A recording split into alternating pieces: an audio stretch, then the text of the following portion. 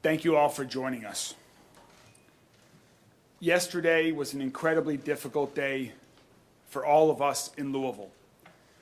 I want to start by saying thanks again to everyone who pulled together to get through yesterday and to continue on today and the days ahead.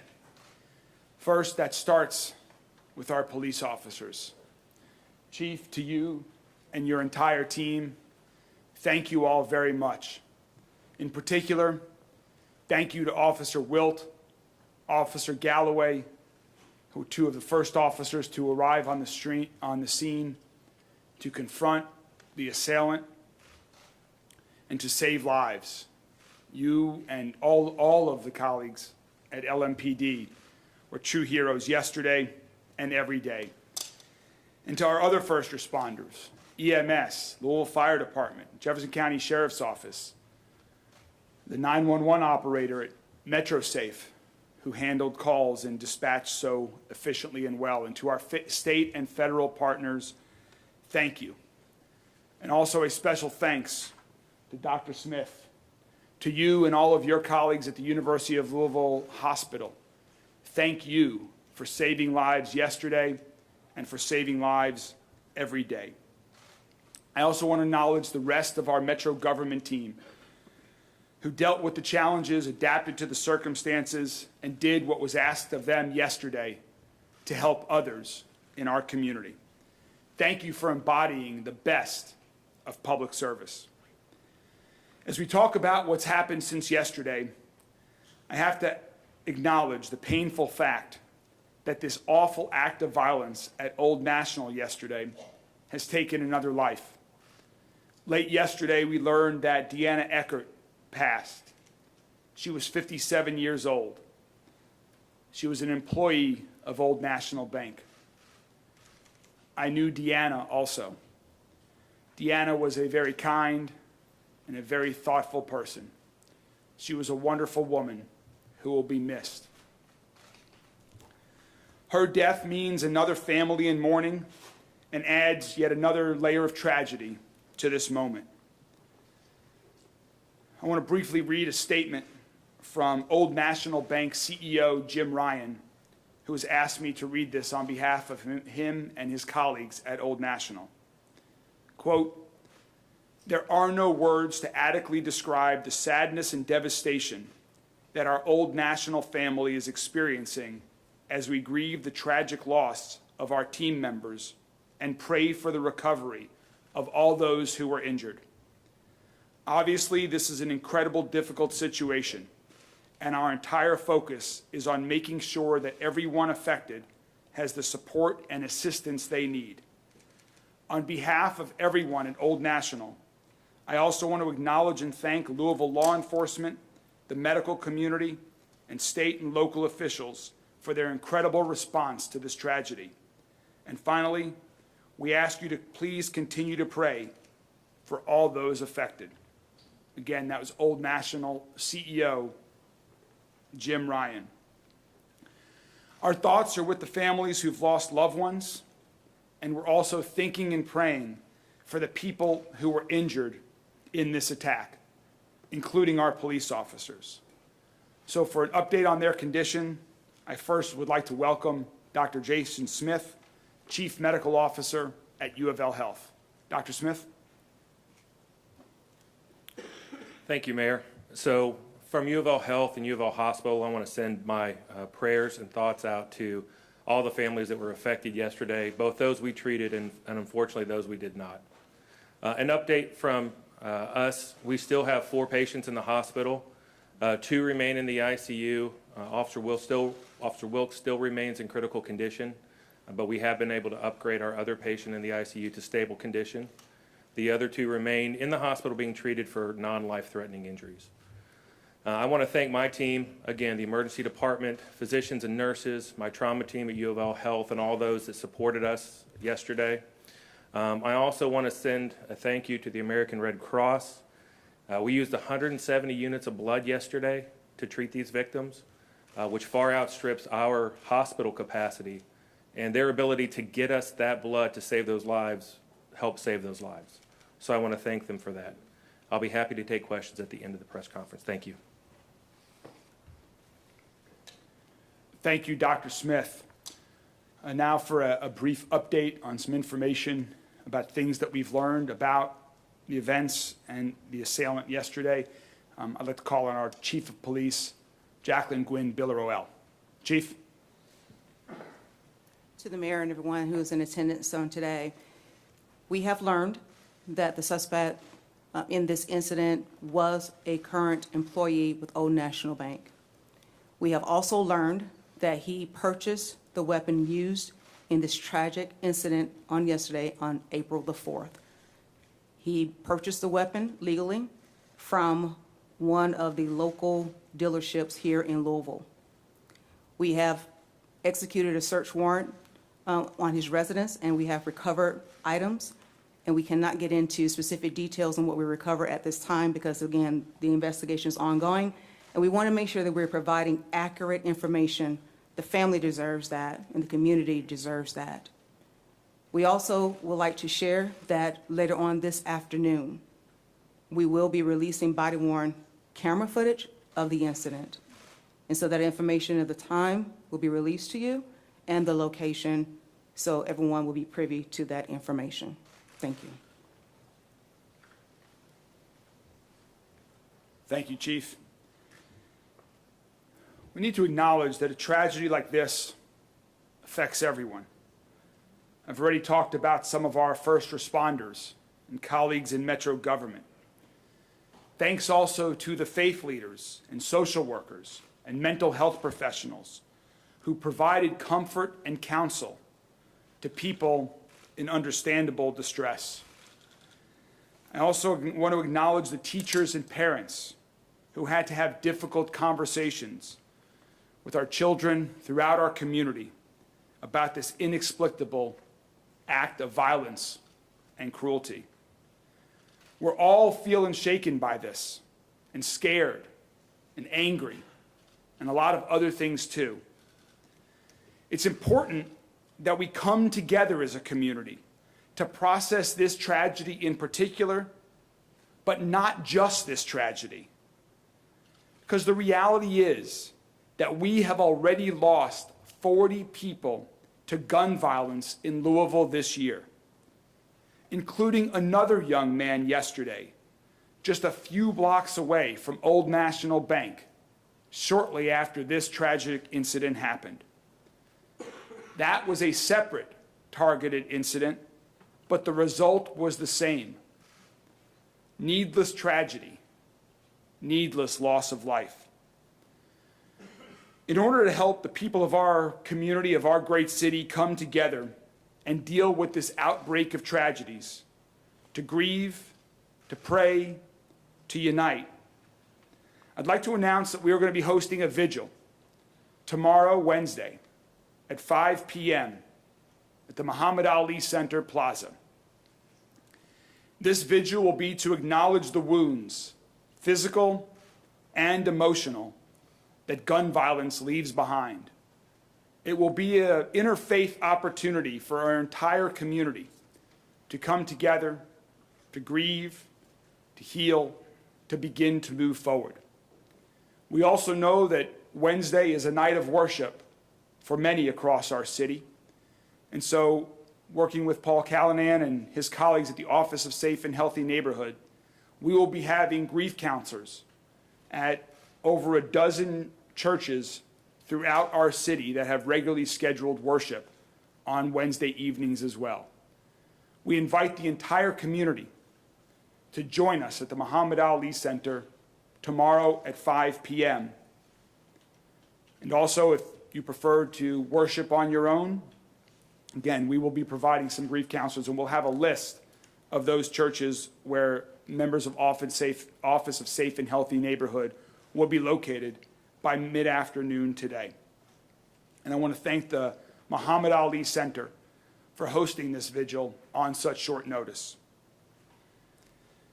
One really loving thing in the midst of this tragedy has been the sheer number of people locally and around the world who've shown such love and support for our city.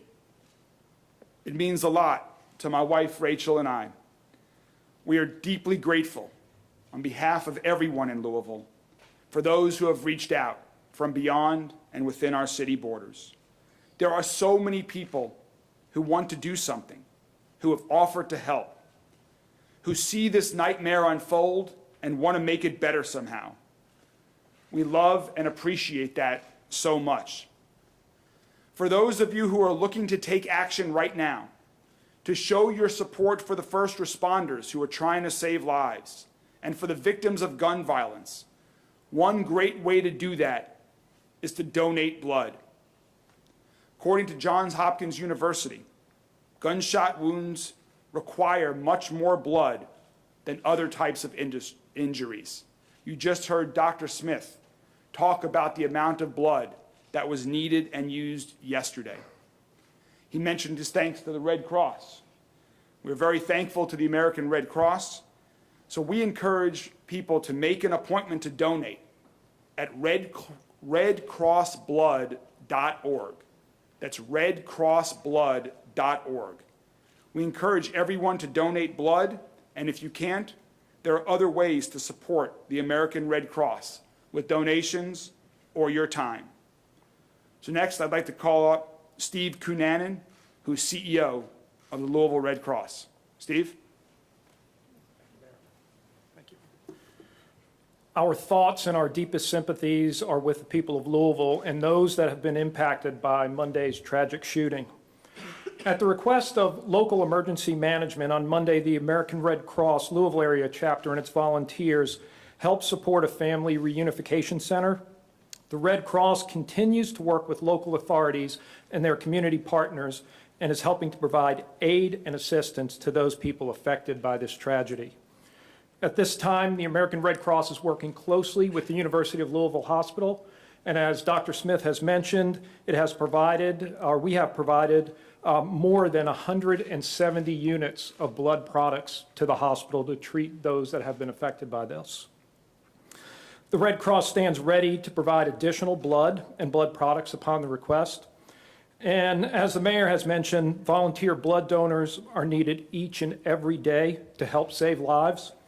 This tragedy illustrates that it's the blood that's already on hand and on the shelves that helps during an emergency.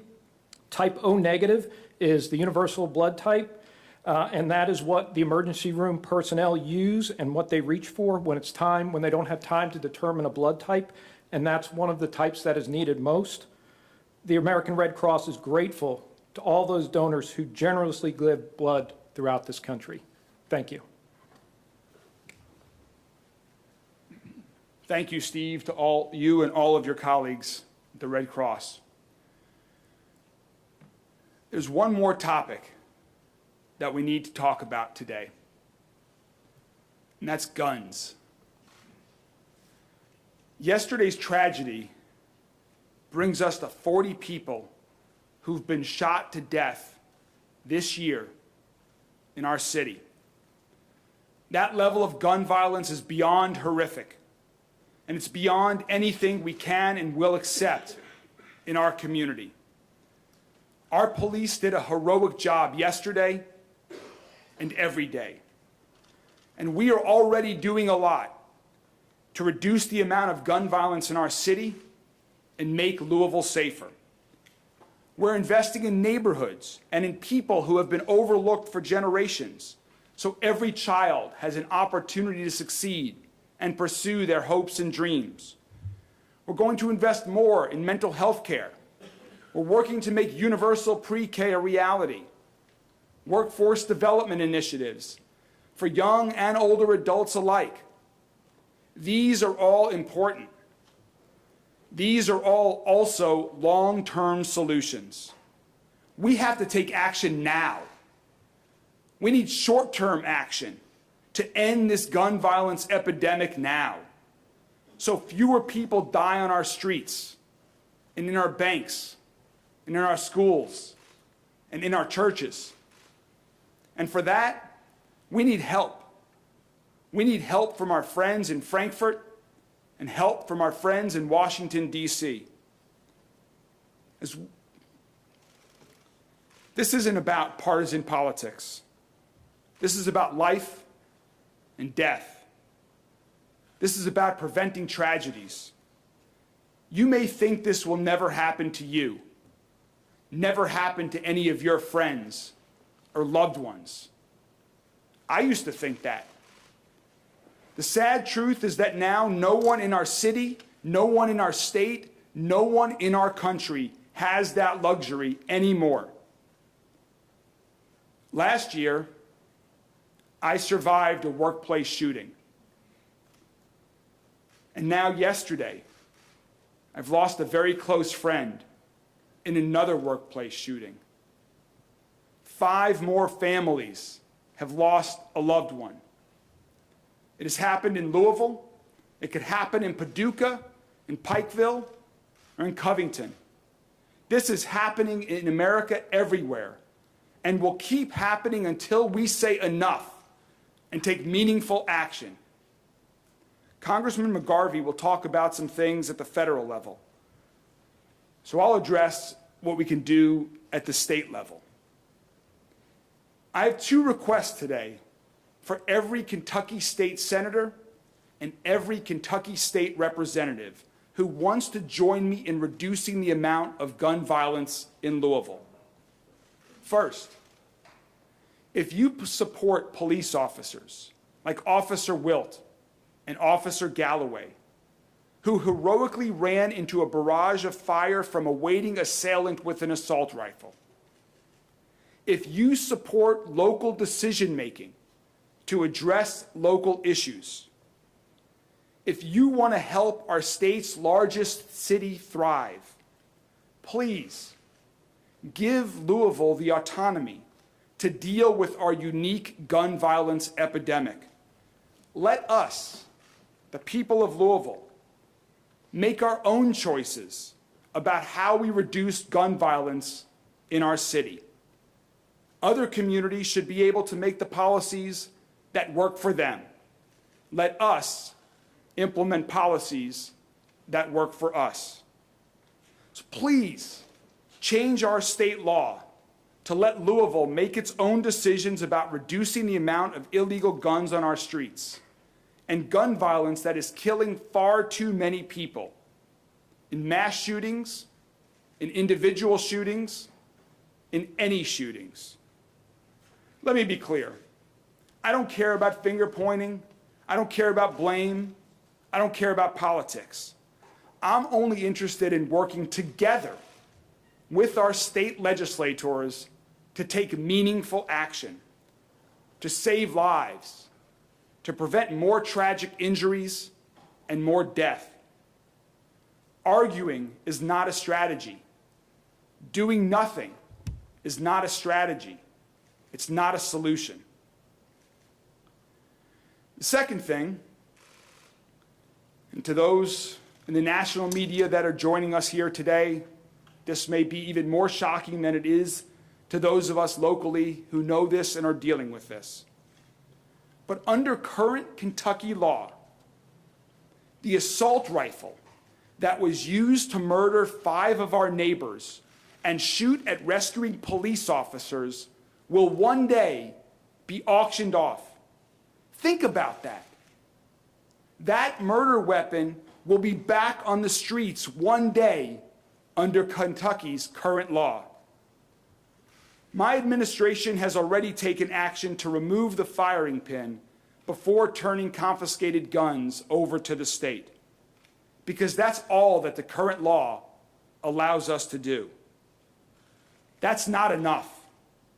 It's time to change this law and let us destroy illegal guns and destroy the guns that have been used to kill our friends and kill our neighbors.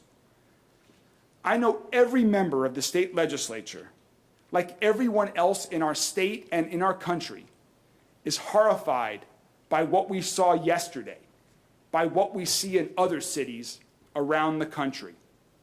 None of us wants this to happen again. None of us wants this to happen in our neighborhood, but it will keep happening. That's why we have to do more than what we've already done.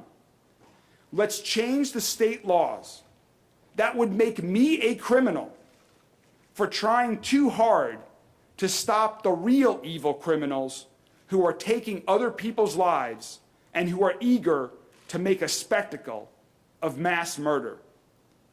The laws we have now are enabling violence and murder. It's time to change those laws to save lives and keep our people safe. To those in the Kentucky State Legislature, let's work together. I look forward to working with you on this.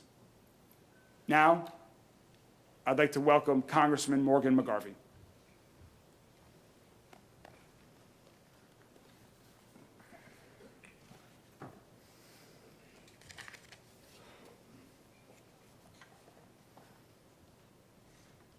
Morning.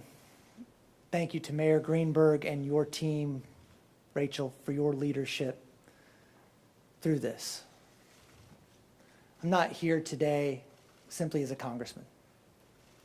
I am a lifelong Louisvillian, born and raised here, and my heart hurts. I got the call yesterday when I was in Washington, D.C., and we didn't know exactly what had happened yet, but you got that feeling of dread, that something's wrong. This isn't normal. And then more information starts coming out. And the heartbreak begins. And the names start coming out. And we know them. And they're friends. Because this is Louisville. Louisville, Kentucky. The biggest small town in America. We call it Louisville Village because really and truly everybody knows everybody. We are not 7 degrees of separation from people in Louisville. We are 1 degree of separation from people in Louisville.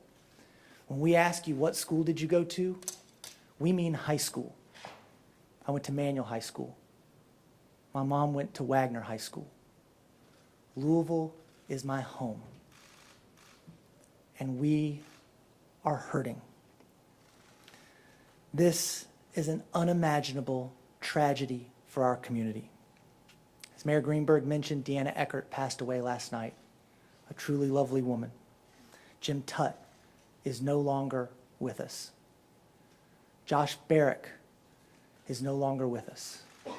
The woman who was the maid of honor in our wedding and for whom we are the godparents of 2 of their children, called me yesterday from the Barrick's house and said, "I'm with Jessica Barrick. She hasn't heard from her husband. Can you find out if he's alive?" I called LMPD, and as they did everything yesterday, were quick in their response. I had to call back and say, I cannot confirm anything, but he is not on the list of survivors. And she had to tell their 2 small children that their father would never come home from work. Juliana Farmer is no longer with us. Tommy Elliott, my friend, is no longer with us. Because it's Louisville, I didn't just know Tommy, I knew Tommy well. His wife even worked with my wife for a time at a company here in town. Their lives have been forever changed. The people who knew them are forever changed. Our community is forever changed. I am so grateful to the quick response of the Louisville Metro Police Department. Chief, your team was incredible yesterday. To run headfirst into that gunfire, without question, saved lives. It also changed lives. Officer Wilt, as we know, is fighting right now after being struck in the head by an AR-15 round on his 4th ever shift as a police officer. To the team at UofL, thank you, Dr. Smith. Again, this is the collateral damage of gun violence. Every person who touched these victims and these officers had to deal with this trauma and will have to process this trauma in their own way. Thank you also to all of our first responders, the Louisville Fire Department, our emergency medical technicians, to the FBI, to the ATF, to everyone who is involved. Continue to pray for the people recovering. They need it, and we want it. Today and in the weeks ahead, we are grieving. We are hurting. We are heartbroken. We are despondent. But we are Louisvillians. And that same close-knit community that creates this heartbreak will knit together the strength that brings us back. I'm proud of the mayor and his team for the job they've done. I've talked with the governor. I've also worked with federal authorities, talking with Secretary Mayorkas at Homeland Security and the Vice President of the United States. They are sending additional resources to Louisville, including counseling resources. Unfortunately, this is not the first, second, or third time an incident like this has happened in our country. They know what to do, and they're going to be helping us out. I will continue with our federal and local officials to mobilize the resources we need, working with our police departments, our faith leaders, our city and state leaders to make sure that our city receives what it needs to begin healing. And we need to take this grief and turn it into action. I am a person of faith. I was raised in the church. We've raised our kids in the church. Please, if you are a person of faith and you want to give us your thoughts and your prayers, we want them and we need them. Our community is hurting. But we need policies in place that will keep this from happening again, so that thoughts and prayers do not have to be offered to yet another community ripped apart by the savage violence coming from guns. Look at what's happening. I had somebody tell me the other day, don't make this political. Fine, don't make this political. People's lives aren't political. Public safety isn't political. Put those policies in place that put people first. People over guns, kids over guns, public safety over guns. Because that is what we need to address this problem. I'm an optimist. Maybe to be a Democrat in Kentucky, you have to be. But I have seen us come together in the state legislature where I served before being elected to Congress, working with some of my conservative colleagues to introduce crisis aversion rights retention laws that would help temporarily remove firearms from people in crisis. This investigation is dynamic, it is ongoing. But we know this shooter purchased an AR-15 rifle on April 4th. We know he left a note. We know he texted or called at least one person to let them know he was suicidal and contemplating harm. But we don't have the tools on the books to deal with someone who is an imminent danger to themselves or to others. We can do this. We can come together at the federal level, working with each other to solve this problem, which is impacting all of us in a uniquely American way, and get universal background checks so that people who shouldn't have a gun can't buy one, that we are taking weapons of war off of our streets, that we are helping people who are in crisis. That is not a political issue, but it becomes one when Kentucky Republicans would rather ban books and pronouns and then make Kentucky a sanctuary state for weapons. We are hurting. And no matter what policy we pass, no, it will not bring back these people. This will not bring back our friends, our neighbors, and our loved ones. We will continue to get the resources for our community that we need. And we will continue to work to make sure that we have the policies in place that keep other families, other loved ones, other kids from going through this tragedy again.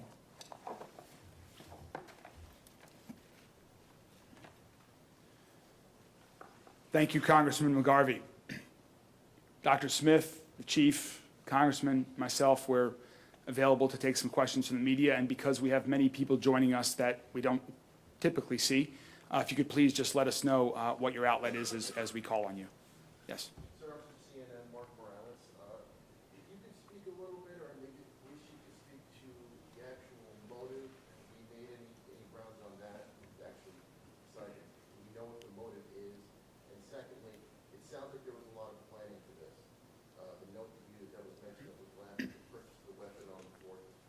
Could we get some more details about that and what the level of planning was for this? The chief might have some other things to add. I don't believe we have any other information to provide at this point. As the chief mentioned earlier, we have been able to confirm that he was a current employee of the bank and when he purchased the weapon. But, Chief, do we have anything? There's nothing else further at this time, but we do know that this was targeted. He knew those individuals, of course, because he worked there. And the evil that was played out on yesterday, taking those lives and injuring so many others, just truly unfortunate. But again, the investigation is ongoing, and whatever we uncover, it will actually be revealed to everyone.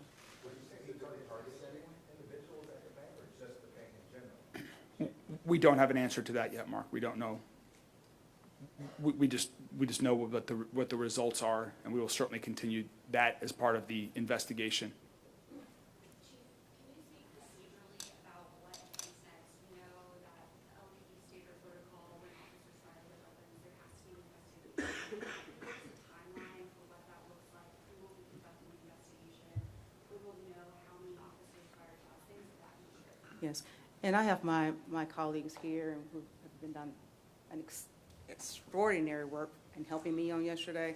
So I would like to highlight Lieutenant Colonel Kroll come up and just share, because he's over the investigation, and I think it's appropriate for him to give that. Thank you. So at this point, because of the complexity of the scene, we made the determination yesterday to segment the internal shooting where between the shooter and the employees to a homicide investigation, and then the public integrity unit will be the external shooting incident, which was between the suspect and the officers.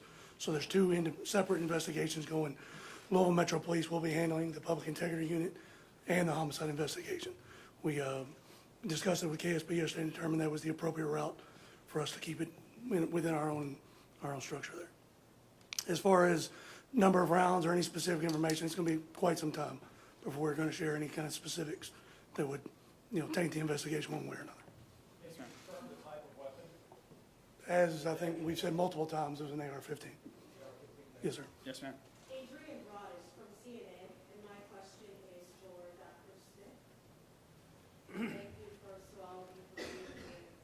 Can you just share with us what is on your heart and what that process was like for you and the team who had to operate on Officer Wilson, and how long did the surgery take? Sure. Well, I won't get into too many specifics about the patients we're currently caring for. We did operate on 3 of them yesterday that required emergency operations. My team were absolute professionals. We trained for this. It's very difficult to be able to process what's going on during that time. And so the training that we do with our emergency department nurses and physicians, our surgical services, our trauma teams, the blood bank, all of that makes a huge difference in being able to save those lives, because we have to act quickly. But I'll be honest, caring for 3 shooting victims, plus the other that came in, is not an infrequent day for us. And the events surrounding this made this obviously much more difficult.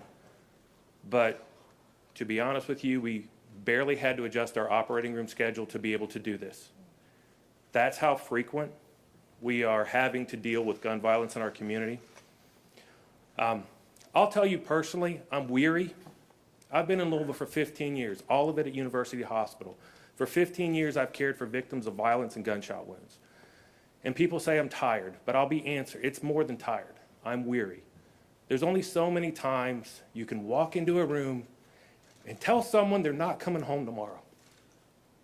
And it just breaks your heart. When you hear someone screaming, "Mommy," or "Daddy," It just becomes too hard day in and day out to be able to do that. Now, my team is fantastic. They're absolute professionals and they're wonderful. But sooner or later, it catches up to everybody. You just can't keep doing what we're doing because you just can't keep seeing these lives lost. You can't keep seeing all the people with these horrific injuries coming through the door without doing something to try and help them. And I don't know what the answers are. I'm a doctor. I don't know what the answers are. But to everyone who helps make policy, both at state, city, federal, I would simply ask you to do something. Because doing nothing, which is what we've been doing, is not working. We have to do something.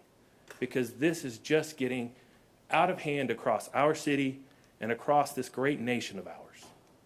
Sorry.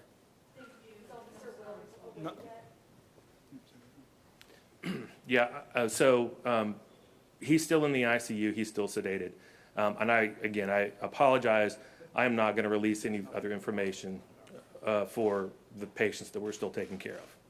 Still in critical, you said yesterday the next 24 hours are going to be very intense. Is that still the same stance today? Yes, so he's still in critical condition in our ICU. He's being treated by our neurosurgery team, being treated by our trauma team and our anesthesia teams, and is still undergoing a lot of care at bedside. In good news, we had another patient released. I know we talk a lot about the hurt to see these people receive trauma care, but another person was able to leave and walk out of the hospital. How does that feel to see the good part of this today? Yeah, so I mean, the answer is that, today we had 4, we may have 3. The ones that are doing well are doing well. And I think, the work that we do with the physicians and the nurses at the hospital is just, it's unbelievable sometimes the people that we're able to save these days. We have partners like the Red Cross that can get us, 170 units of blood in an 8-hour period of time. It's just the coordination of the city, of the healthcare system and of the hospital is outstanding to be able to say that those patients are going home. Was there armed security at the bank, and can you talk about any steps that people inside the bank may have taken that might have saved lives, or that they might have taken that were like the right thing to do, if any of us are ever in that situation? Yeah, I'll call on the chief or someone from LMPD to talk about precautions to take if this ever happens to you and you find yourself in a similar situation. I don't think we have the information yet on whether there were armed guards within the bank. We don't have any evidence that there was, but we have not yet confirmed that. Chief, you or someone else from LMPD? Deputy Chief Paul. Want to talk about some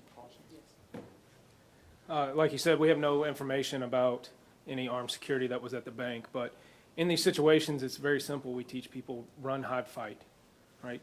I can say that we do know that people saved their own lives yesterday when they heard the gunshots, and they either run or hid, and they got out of the danger area, and we are grateful for that. So run, hide, fight. Get out of the area. If you cannot get out of the area, hide. If you cannot hide safely, fight. Do not think that you do not have the capacity to fight back and save your life. When it comes down to it, that's the only choice you have, and you better fight like your life depends on it, because you have to. So run, hide, or fight. Eric Kelly, Spectrum News, and how many people were inside at the time, and was this all confined to one room, the shooting? We don't have an exact number of people who were in the building or in the shooting yet. The shooting took place on the first floor, which is slightly elevated from the sidewalk because of the grade there. There were other people in the buildings. LMPD did clear the entire building in a very safe and rapid manner, so there were many other people in the building. We don't have those exact numbers yet. Yes. Question for the chief regarding Officer Will. Officer Galloway was also mentioned. First of all, is that his field training officer? That is correct. Obviously, as we heard, this was his 4th shift on the job. Is it accurate to say he still did not hesitate He did not hesitate at all? at all. He was with his field training officer, and he did not hesitate. I'm just truly proud of the heroic actions of those 2 officers and everybody else that responded. They went towards danger in order to save and preserve life. And that's what you saw on yesterday. They stopped the threat, so other lives could be saved. And so no hesitation, and they did what they were called to do. And how do you, as we've heard from Dr. Smith, being weary about his staff having to treat gunshot victims over and over, are you I'm not wary at this point as to what my officers are going to do because they've been standing up. They're still engaged. They're still serving the city. I'm weary that we're dealing with the violence, but I'm not weary that my officers are going to lay down and stop doing what they are told and trained to do. And they looked at me and they were truly amazed at how everybody came together. And one of the questions I asked them on yesterday, I said, if we don't go, who will? And they all nodded that they're going. And so we'll continue to go because the citizens of this great city depends on us. And so I'm just really proud of the resiliency of LMPD. The men and women of this great city is showing up and they're serving, and I appreciate them, and I appreciate the community support for our department. One question here, and then we'll go over. 1 second, Isaiah. We'll get this question, and then we'll come over to you guys. I appreciate it. Maggie Vesco with NBC News. Thank you all for this update and for helping me to get to extend. Bradley, this is also for the chief. First, can you just confirm, was Officer Galloway's other officer shot during? Yes, ma'am, he was grazed in the left side. I appreciate that. What was his first? What is his? I'm sorry. Corey? Corey? Yes. Thank you. Can you also speak to any potential history of red flags that may have existed with the suspect? We've heard about possible voicemail via dispatch audio. I assume he spoke to his family at this point. And we've heard about a possible history of mental health issues. So just any kind of context you can give about what may have led up to this, what you know now. Again, it's still ongoing, and we're just trying to piece everything together and just truly unfold everything. But again, once we do have it all, you'll be able to receive that information in its totality and with accuracy, because that's important. So right now, we're just still at the beginning stages, and I know we want more, but we're right here, and just the family deserves for us to get this right and continue to do the right way. Can you confirm an existence of a note? I apologize. Is that something- Sorry? An existence of a note. I don't want to confirm that just yet. The confirmation of a note. Okay, so we're just going to leave it right there for right now. Isaiah? Mayor, you share a relationship with many folks who work in that building. We have heard reports saying that the shooter was given notice of his termination of work there. Can you confirm that? That is not, from what I have been told from an official at the bank, that is not accurate. The shooter was a current employee of the bank. Not getting any notice that he might be fired. Not to my knowledge. I don't believe that is correct. I don't believe that is correct. Mayor, you laid out a number of things that your administration has done thus far, but you also lead the state legislature two laws that you would like to see them change or get changed. With that said, do you feel at this point that your administration or this government has done all it can to address the gun violence issue, and now the state legislature is essentially the only agency that is playing anything involved to allow you to do it? We're going to continue to keep trying. We've been doing a lot. We've started to do things that had not been previously done, both in terms of short-term action with respect to reducing the amount of illegal guns on our street and long-term investments in people and neighborhoods. And we're going to keep trying.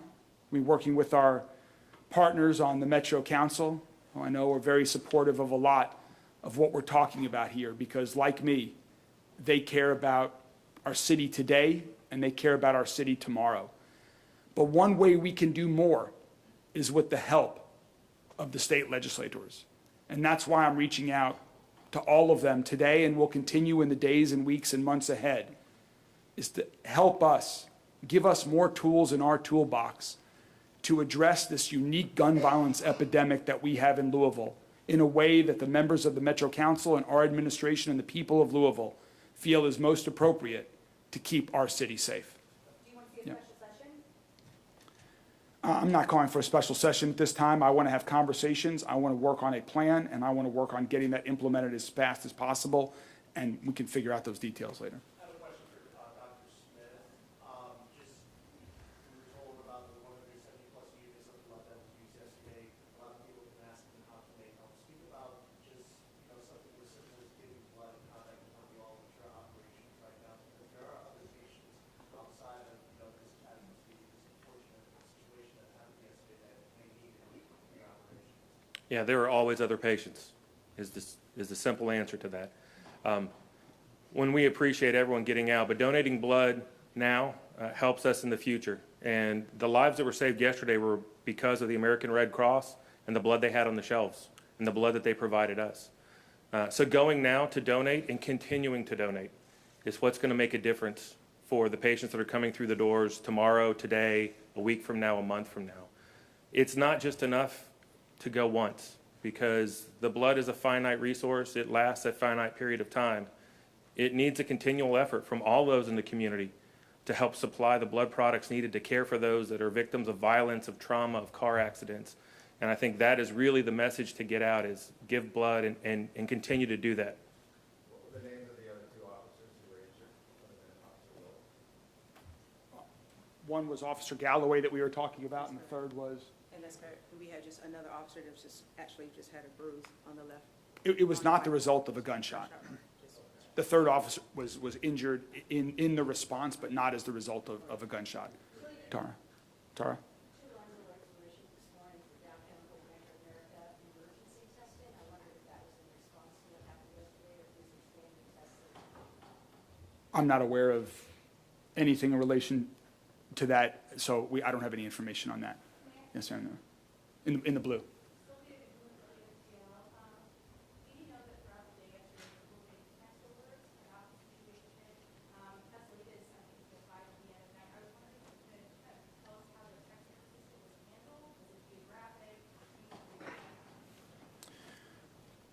The most important thing in the immediate aftermath, in the minutes after that, was to ensure that our officers could respond, and that they could respond initially to the scene as they did, and then to secure the scene and start ensuring that there was access to the hospitals for the victims, and to get support to the victims who were there.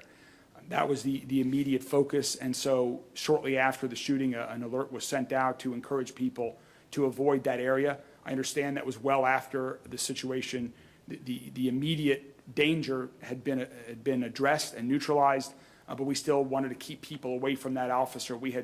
From that area, we had so many first responders of all sorts that were there, and we were trying to keep those lanes clear and people away from there so that they could focus on doing what they needed to do. Yes? Not at this time. Yes. Hi, my name is Natalie Mitchell. I'm a firework. I know you've mentioned that he was a current employee, but do you have more details about how, where, if he gained entrance to the building? Was he waiting for his colleagues? Or when exactly, what's that timeline? He was a current employee who worked in that building, so he had access to the building as a result of being an employee in that building. Do we know if the shooter was armed with multiple weapons or just an AR, and do we have an idea of how many rounds he was able to discharge in a short period? Okay.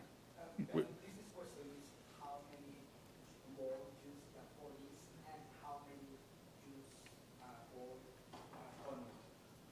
How many guns bring Connor? How many guns did the shooter have? And shot Connor and shot the police. Yeah, at this point in the investigation, we're not going to share any specifics as far as firearms, other than what's already been stated.